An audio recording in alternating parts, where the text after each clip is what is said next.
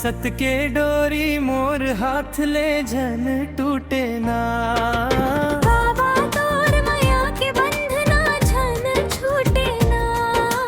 सत के डोरी मोर हाथ ले जन टूटे ना। बाबा तोर माया के बंधना झन छूटे ना। दुख सुख के रता माँ संग जन छूटे ना। बाबा तोर माया के बंधना झन छूटे ना। सत के ज्योति मोर मान ले जन बूझे ना।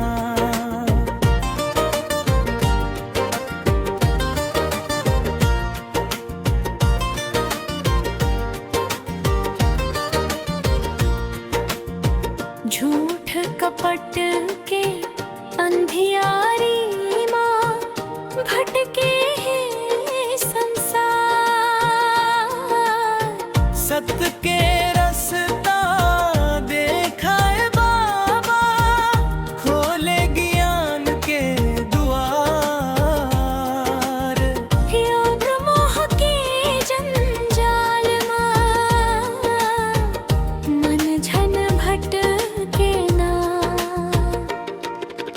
बाबा तोर माया के बंधना झन छूटे ना। बाबा तोर माया के बंधना जन छूटे ना।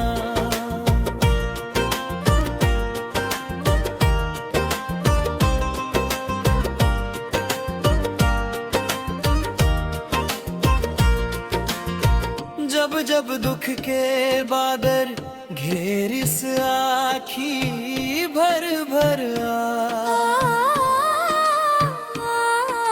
सतगुरु बन के हाथ पकड़ के हिम्मत देके जाए। हो बाबा हिम्मत देके जाया। तोर भरोसा मोर जीवले झन छूटे ना। बाबा तोर माया के बंधना झन छूटे ना। हो गुरु तोर माया के बंधना झन छूटे ना।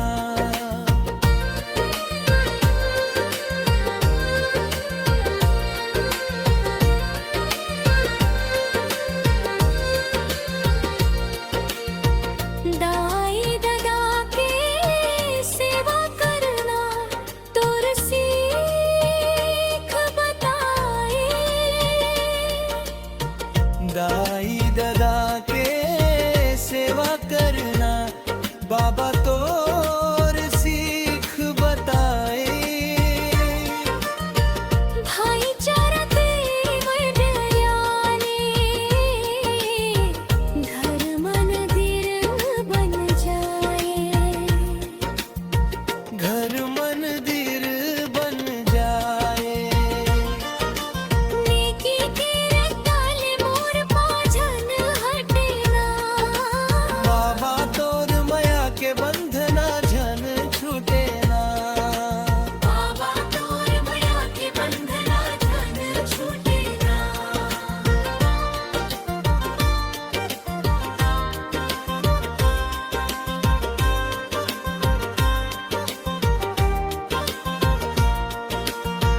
माटी के ये मनुष्य तन्हा एक दिन मिट जाही।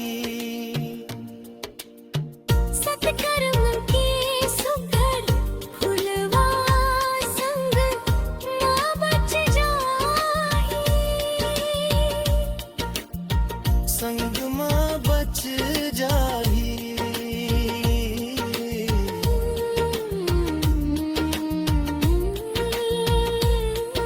सतनाम के सुमिरन मोर मुख ले झन छूटे ना। बाबा तोर माया के बंधना झन छूटे ना। बाबा तोर माया के बंधना झन छूटे ना। सतनाम के अमृत धारा झन सूखे ना। जन्म जन्म तक तोर चरण माँ मोर प्रीति रहे। बाबा तोर माया के बंधना झन छूटे ना।